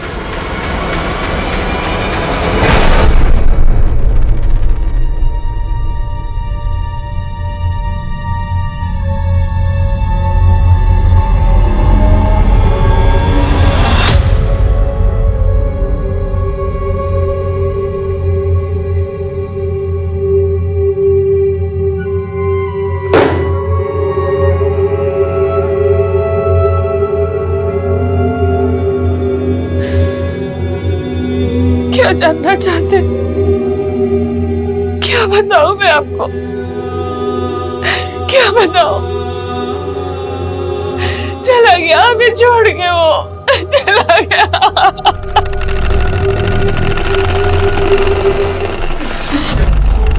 तो इतने दिनों से तुम मुझे फॉलो कर रहे थे, और मुझे लग रहा था कि कोई और मुझे स्टॉक कर रहा है, मेरा पीछा कर रहा है, मुझे तरह तरह के मैसेजेस भेज के मुझे परेशान कर रहा है, लेकिन ये सब तुम कर रहे थे। क्यों महेंद्र? चुप! क्या समझदार बनने की जरूरत मत कर। समझ गई ना? मैं चालाक बन रही हूँ? महेंद्र तुम चालाक बन रहे हो, मुझे जलील करते रहते हो तुम। ये सब तुम मुझसे छुटकारा पाने के लिए कर रहे हो ना? कर रहा था, छुटकारा पाने के लिए कर रहा था, ठीक है। लेकिन अब मैं तुझे एक बात बता रहा हूँ, मैं तुझे ना तेरे इरादों में कामयाब नहीं होने दूंगा, चाहे कुछ भी हो जाए। पेपर्स में मारना तूने, देख लूंगा तुझे मैं। निमेश और सार्थक दोनों अलग अलग कहानी सुना, लेकिन जब श्रीधर का फोन ऑन हुआ तब निमेश और सार्थक हमारे साथ थे, राजेश भी हमारी कस्टडी में था। तो फिर वो कौन होगा जिसने श्रीधर का फोन ऑन किया होगा? सर दृष्टि, शायद वो भी शामिल हो सके। सर आपको गलतफहमी हुई है, श्रीधर का फोन मेरे पास क्यों होगा? पर तुम ये तो मान रही हो ना कि तुम श्रीधर को पसंद करती थी। सर मैं पसंद करती थी श्रीधर को, लेकिन सिर्फ एज अ दोस्त, उससे मेरा अफेयर नहीं चल रहा था। लेकिन निमेश तो कह रहा है कि सार्थक तुम पे और श्रीधर पे शक करता था। सर सार्थक का मुझ पर विश्वास था, ही ट्रस्टेड मी लाइक एनीथिंग। कहीं ऐसा तो नहीं है कि ये बोल के तुम सार्थक को बचा रही हो और निवेश को फंसा सर मैं किसी को नहीं बचा रही हूँ, मैं सिर्फ वही बोल रही हूँ जो मुझे लगता है। सर श्रीधर के कॉल रिकॉर्ड चेक किए मैंने। दृष्टि के अलावा श्रीधर की रंजीता नाम की लड़की के साथ भी काफी बातें होती थी। कौन है रंजीता? उसके अंडर काम करती थी। श्रीधर और रंजीता का कोई चक्कर, अफेयर वगैरह? अफेयर का तो कोई हिंट नहीं मिला है, बस इतना पता चला है कि श्रीधर के बाद उसकी पोस्ट की सबसे बड़ी दावेदार थी। सर श्रीधर और मैं सिर्फ कलीग्स थे, हमारा कोई अफेयर नहीं चल रहा था। कॉल रिकॉर्ड चेक किया हमने तुम्हारे। ऑफिस के बाद जब जब तुम श्रीधर को फोन करती थी, उसके बाद राठौड़ तुम्हें फोन करता था। क्या चल रहा था ये? देखो कुछ भी छिपाना मत हमसे, मालूम है हमें।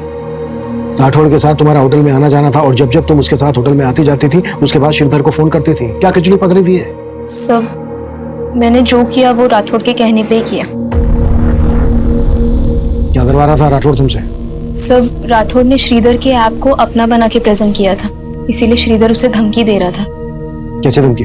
सब श्रीधर उससे बदला लेना चाहता था और राठौड़ मुझे यूज करना चाहता था। मतलब किस तरह से तुम्हें यूज करना चाहता था? सर वो चाहता था कि मैं ये पता लगाऊं कि राठौड़ को लेके श्रीधर के दिमाग में क्या चल रहा है, इसीलिए मैं उससे बात करती थी। श्रीधर तुम राठौड़ को इग्नोर करो, इसी में तुम्हारी भलाई है। नहीं, मैं इग्नोर नहीं करूंगा उसको, उससे बदला लूंगा मैं। और अगर तुम मेरा साथ दोगी तो तुम्हारा बदला भी बुरा हो जाएगा। देखो श्रीधर, तुम मुझे इन सब चीजों में मत घसीटो प्लीज। क्यों? उसे डर रही हो या उसे बचा रही हो तुम? मैं उस कमीने को क्यों बचाऊंगी? तुम करने क्या वाले हो? कल मिलो मुझे, मिलके बताता हूँ तुम्हें। ठीक है। मेरे ही सामने मुझे कमीना बोल रही थी? हाँ? उसे शक नहीं होना चाहिए था ना। सर मैंने अपनी मर्जी से ये सब नहीं किया है, मेरी तरह ऑफिस की कई लड़कियां राठौड़ से तंग आ गई है। जब श्रीधर राठौड़ के खिलाफ क्या करने वाला था?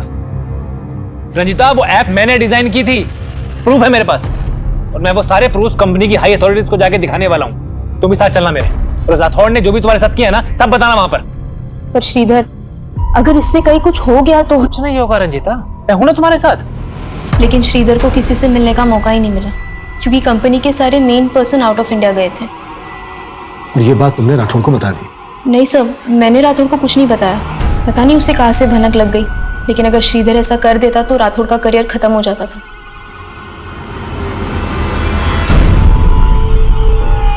गाइस, ये रंजीता अभी तक आई क्यों नहीं है? फोन भी नहीं उठा रही है। यस सर, ये सब आप क्या कर रहे हैं? आई थिंक मिसअंडरस्टैंडिंग सर, मेरे एम्प्लॉयज के सामने। सर मानता हूं कि मैंने श्रीधर के आपको अपना बना के प्रेजेंट किया था, लेकिन मैंने उसका मर्डर नहीं किया सर। सिर्फ श्रीधर ही नहीं, रजिता और ऑफिस की और भी लड़कियों को ब्लैकमेल कर रहा था तू। श्रीधर तेरी पोल खोलने वाला था तो खत्म कर दिया उसको? नहीं सर, सच में सर मैंने ऐसे कुछ नहीं किया सर। ऐसा नहीं निकलेगा है। कुटस! राजेश, निमेश, सार्थक, दृष्टि और रंजीता के बाद राठौड़ भी एक प्राइम सस्पेक्ट था, लेकिन श्रीधर का फोन बार बार ऑन करने वाला कौन होगा? फिलहाल इसका पता नहीं लग पाया था, लेकिन पुलिस को लग रहा था कि ये सब कुछ उन्हें असल मुजरिम से भटकाने की कोई चाल है। पुलिस इस केस को नतीजा देने के लिए श्रीधर से जुड़ी बारीक से बारीक बात पता कर रही थी। लाश पर मिले शॉपिंग बैग से भी कोई क्लू नहीं मिल रहा था और यह भी पता नहीं चल पा रहा था कि वो डक्ट टेप्स किसने और कहां से खरीदी होंगी। पुलिस को हत्या का मोटिव समझ में ही नहीं आ रहा था और इस केस की अगली जानकारी इसे और उलझा देने वाली थी। उनके बीच चाहे जितने भी हो फासले, वो मिल ही जाते हैं जो एक दूसरे का नसीब होते हैं। इसीलिए मुझसे भागो मत, करीब आ जाओ ये फासले मिटाने के लिए। उस दिन तू बहुत बोल रही थी है ना? ये देखो, मेरी आवाज है क्या ये? तुम्हारी आवाज नहीं है तो फिर किसी और की आवाज से रिकॉर्ड करके भेजा होगा तुमने। अच्छा, तू बहुत समझदार बनती है अपने आप को। मुझे अच्छे से पता है तू डबल गेम खेल रही है। डबल गेम तुम खेल रहे हो महेंद्र, और अब मैं बर्दाश्त नहीं कर सकती, नहीं कर सकती बर्दाश्त।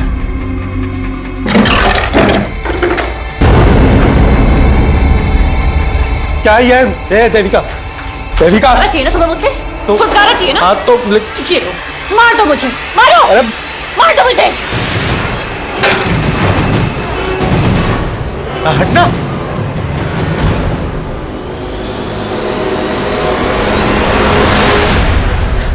मैंने नहीं देखी है वो टेलीविजन सीरीज। हाँ, वो सार्थक को ये फॉरेन लैंग्वेज की फिल्म देखने का बड़ा शौक है। खुद को बचाने के लिए बार बार सार्थक का नाम ले रहा है।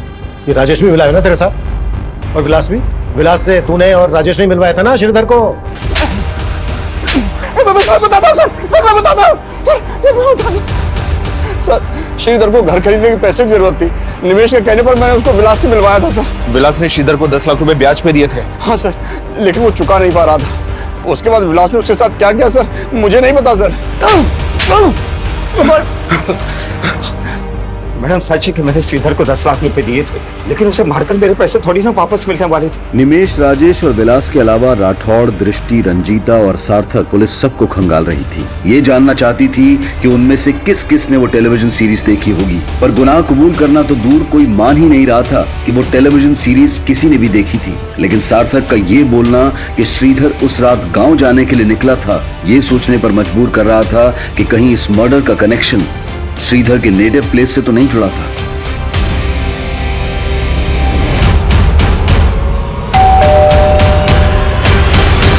श्रीधर के दोस्तों ने आपसे झूठ कहा है, तो अगर यहाँ आता तो हमें बताता जरूर।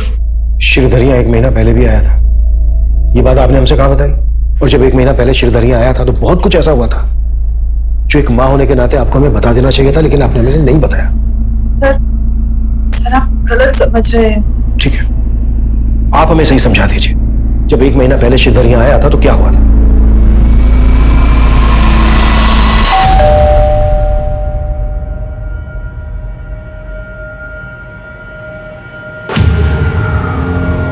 पापा, मैंने आपको कितनी बार समझाया कि आप चाचा पे भरोसा मत कीजिए। आप है कि समझने को तैयार नहीं है?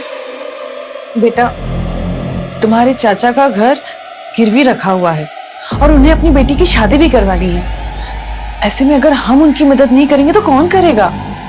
अम्मा, वो अपनी खुद की जमीन तो जुए और दारू में गवा चुके हैं, तो वो पापा की जमीन के पीछे पड़े। वो कुछ भी बोल के जाते हैं, पापा भरोसा कर लेते हैं। लेकिन इस बार मैं चाचा को समझा के जाऊंगा कि वो आप दोनों से दूर रहे बस। श्रीधर शुरू से ही अपने चाचा को नहीं पसंद करता था, और उस दिन भी उन दोनों में झगड़ा हुआ था। तो भी आपको श्रीधर के चाचा पे शक नहीं है? नहीं सर, वो ऐसा नहीं कर सकते।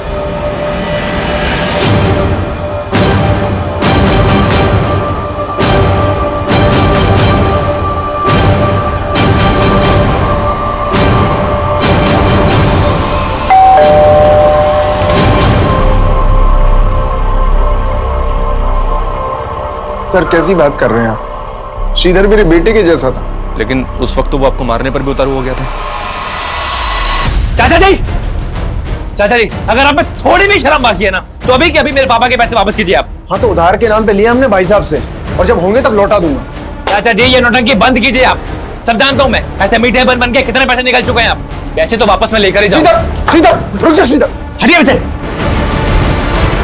सर माना श्रीधर गर्म स्वभाव का था और उसका व्यवहार मुझे भी पसंद नहीं था, लेकिन आप जैसा सोच रहे हैं वैसे मैंने कुछ नहीं किया। कौन हो सकता है वो जिसने इतना परफेक्ट मर्डर किया कि अभी तक हम कोई क्लू नहीं ढूंढ पाए? सर श्रीधर का मोबाइल फिर से ऑन हुआ है, उसी एरिया में जहां पहले ऑन हुआ था। वो जो कोई भी है, इस बार बचना नहीं चाहिए। सर,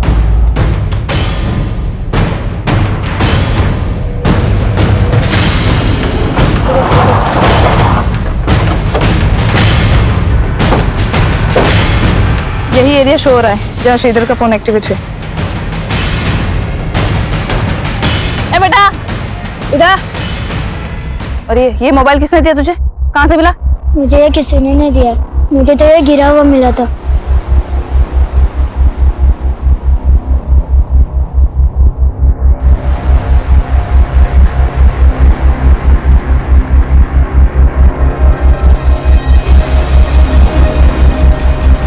इस मोबाइल के साथ एक लैपटॉप भी वहाँ पड़ा था। घर कहाँ है तेरा? सर, जिस एरिया से उस बच्चे को श्रीधर का लैपटॉप और मोबाइल मिला था, उसी एरिया से श्रीधर की लाश मिली थी। हो सकता है वो बच्चा किसी के कहने पे झूठ बोल रहा हो। नहीं सर, फिलहाल ऐसा कुछ मिला नहीं, लेकिन मैं चेक कर रही हूँ। श्रीधर के लैपटॉप और मोबाइल में कुछ मिला? लैपटॉप तो चेक हो रहा है सर, लेकिन मोबाइल में कुछ मिला है। ये देखिए, मोबाइल की होम स्क्रीन पे एक लड़की का फोटो है। मोबाइल में एक मैसेजिंग और कॉलिंग ऐप भी है जिसमें मरियम नाम से एक आईडी है। जो इस लड़की से जुड़ी हुई लग रही है। आईडी के प्रोफाइल स्टेटस में इसी लड़की का फोटो है सर। मरियम, पता करो कौन है ये लड़की।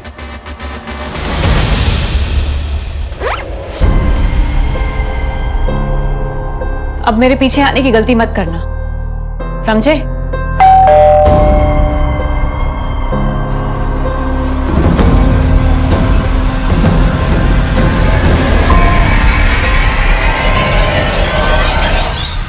जी सर, ये मेरी आईडी नहीं है, मैं इसको यूज ही नहीं करती। लेकिन देविका, जिस कॉल सेंटर में तुम काम करती हो वहां पर कस्टमर से बात करने के लिए तुम्हें नाम दिया गया है मरियम। मरियम नाम की आईडी है ये। फोटो इसमें तुम्हारा, श्रीधर के फोन में भी तुम्हारा फोटो है। लेकिन सर, मैं किसी श्रीधर को नहीं जानती।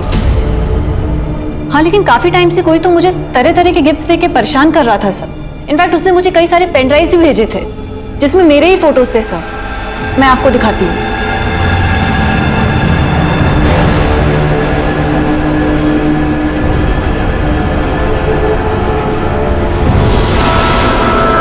ये देखिए सर। उनके बीच चाहे जितने भी हो फासले, वो मिल ही जाते हैं जो एक दूसरे का नसीब होते हैं। इसीलिए मुझसे भागो मत। सर, मैं खुद तंग आ गई थी इस सबसे। इनफैक्ट इसी वजह से मेरे और मेरे हस्बैंड के बीच में झगड़ा हो रहा था। सर ये सही बोल रहे सर, मैं इससे काफी परेशान थी। कहीं ऐसा तो नहीं है कि ये परेशानी जड़ से हटा दी, इसी वजह से खत्म कर दिया श्रीधर? सर ऐसा कुछ नहीं है, आप गलत सोच। हाँ बोलो। सर, श्रीधर के लैपटॉप में भी कुछ मिला है। सर, श्रीधर के लैपटॉप में श्रीधर की ईमेल आईडी का पासवर्ड डिफॉल्ट सेटिंग पर था। सर, मेल आईडी पर क्लिक करते ही मेल बॉक्स ओपन हो गया। और सर, ये इस आईडी पर लगातार वो कई ऐसे मेल्स कर रहा था जो शक करने जैसे हैं। श्रीधर ने अपना लास्ट मेल इसी मेल आईडी पे किया था।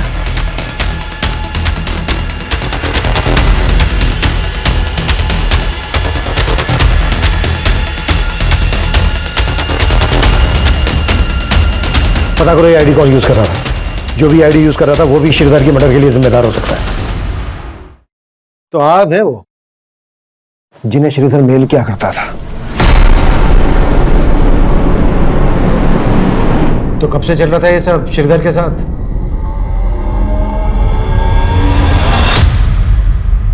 हेलो, मेरी बात श्रीधर राव से हो रही है? हाँ जी, आप कौन? सर, पीवीडी बैंक की तरफ से आपको क्रेडिट कार्ड का ऑफर है, क्या आप इंटरेस्टेड है? तो पहली बार मैंने और श्रीधर ने एक दूसरे से बात की थी। श्रीधर ने काफी देर बात करने के बाद मुझे अगले दिन फिर से कॉल करने के लिए कहा। सर, कल आपसे बात हुई थी, आप क्रेडिट कार्ड लेने में इंटरेस्टेड है ना? जी, क्योंकि आपकी आवाज बहुत प्यारी है। क्या कहा सर? नहीं, कुछ नहीं। अच्छा, आप मुझे कल फिर फोन कीजिएगा ना। अगले दिन भी हमारी काफी देर तक बात हुई, फिर उसने अचानक से बोला कि ठीक है, मैं आपका ये कार्ड ले लेता हूँ, लेकिन आपको भी मेरी एक शर्त माननी पड़ेगी। कैसी शर्त सर? आपको मुझसे दोस्ती करनी पड़ेगी। सर, पहले तो मुझे बहुत अजीब लगा, लेकिन श्रीधर से बात करने के बाद मुझे उससे बात करना बहुत अच्छा लगने लगा। और उससे बात करने के लिए तुमने मरियम नाम की फेक आईडी बनाई। देविका तुम्हारे कॉल सेंटर में काम करती थी। श्रीधर से बात करने के लिए तुमने देविका के कॉलिंग नेम का इस्तेमाल किया, मरियम। सर, उससे अपनी असली पहचान से बात करने से डर रही थी मैं। मुझे बिल्कुल भी अंदाजा नहीं था कि हम दोनों एक दूसरे से बात करते करते इतना क्लोज आ जाएंगे, एक दूसरे को इतना समझने लगेंगे। हम दोनों एक दूसरे से हर बात शेयर करते थे।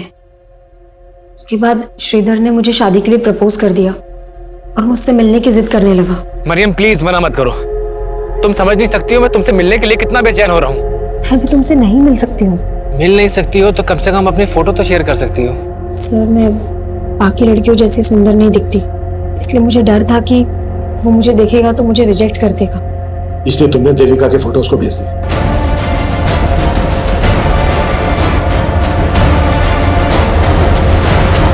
सर, देविका की फोटो देखते ही उसने मुझसे शादी करने के लिए कहा। मुझे लगा कि मुझे ये सब यहीं रोक देना चाहिए, इसलिए मैंने उसको बोल दिया, श्रीधर, मेरे बाबा मेरी शादी कहीं और तय कर रहे हैं। तो तुम उन्हें मना क्यों नहीं कर देती हो और भाग चलो मेरे साथ।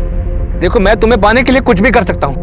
मैंने उसका फोन कट कर दिया और कभी उससे बात नहीं की, लेकिन वो लगातार मुझे ईमेल्स भेजता रहा। फिर भी मैंने उसकी ईमेल्स का कुछ रिप्लाई नहीं किया, लेकिन उसने हमारे कॉल सेंटर का पता लगा लिया था। और वो देविका को अपनी मरियम समझकर वो सारी चीजें भेजने लगा। ये क्या है? अरे कौन? मेरी गलती की वजह से देविका की मैरिड लाइफ में बहुत डिस्टरबेंस क्रिएट हो गई। उसका हस्बैंड उस पर शक करने लगा, यहाँ तक कि वो मुझसे और हमारे बाकी कलीग से इनडायरेक्टली आके पूछताछ करने लगा उसका कहीं और अफेयर है। ये कहानी बंद करो जागृति, सीधा सीधे मुद्दे पे आओ। श्रीधर से अपनी बातचीत बढ़ाने के पीछे तुम्हारा असल मकसद क्या था?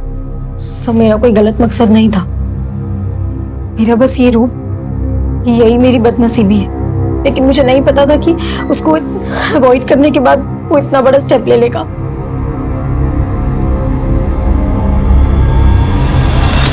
सर मैंने चेक किया लेकिन ऐसा कुछ मिला नहीं जिससे लगी कि लड़की श्रीधर से कभी मिली होगी। लेकिन सर जिस टेलीविजन सीरीज से वो क्राइम सीन इंस्पायर्ड है उसकी डीवीडी श्रीधर की रैक में मिली डीवीडीज में भी थी। श्रीधर ने अपने आखिरी मेल में उस लड़की के लिए लिखा था, अब मैं तुम्हें कभी परेशान नहीं कर पाऊंगा मरियम, खुश रहना, मैं जो करने जा रहा हूं उससे कभी तुम्हें कोई आंच नहीं आएगी। और श्रीधर के बाद के मेल पढ़ने में ऐसा लगता है कि जैसे जागृति के अवॉइड करने के बाद वो टूट गया था, डिप्रेशन में आ गया था और इसी वजह से शायद। आप कह रहे हैं सुसाइड? पॉसिबल है। सब कुछ एग्जामिन करने के बाद तो यही लग रहा है कि श्रीधर डिप्रेशन में चला गया था। हो सकता है ये स्लीपिंग पिल्स, टेप, पॉलीबैग्स उसने खुद खरीदे हो और डिप्रेशन की वजह से वो ये कदम उठा गया। लेकिन सर अपने आप को इस तरह से मारना प्रैक्टिकली पॉसिबल है क्या?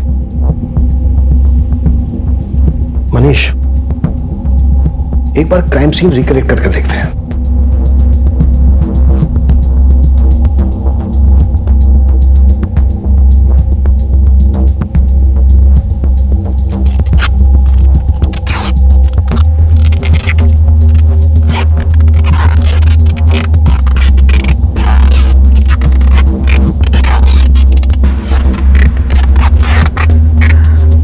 नहीं सर, इससे ऊपर नहीं हो पा रहा है। ठीक है, उसका भी शायद यहीं तक था।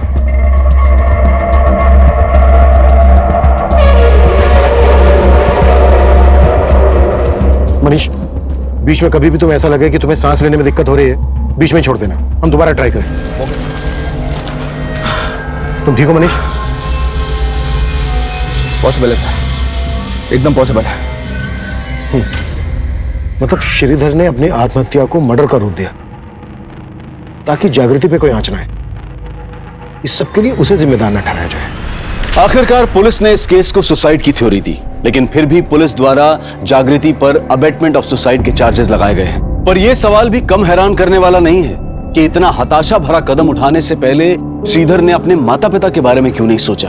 हम सब अपनी जिंदगी में फेलियर्स का सामना करते हैं, लेकिन फेलियर्स भी तो हमें आगे बढ़ने की सीख दे सकते हैं। माना कि सपने बुनना इंसानी फितरत है, लेकिन जीवन की वास्तविकता को स्वीकार करना भी बहुत जरूरी है। सच्चाई से भागने की बजाय उससे लड़कर ही हमारा संघर्ष सफल हो सकता है। अब मैं अनूप सोनी आपसे विदा लेता हूं, फिर मुलाकात होगी क्राइम पेट्रोल सतर्क के ब्लैक हेडलाइंस अध्याय में एक और नए केस के साथ। और याद रखें, क्राइम और आपके बीच में सिर्फ इतना फर्क है कि आप कितने सतर्क हैं। सतर्क रहें, सुरक्षित रहें। जय हिंद। इस तरह के और भी एपिसोड देखने के लिए हमारे चैनल को सब्सक्राइब करें और बेल आइकन दबाना ना भूलें।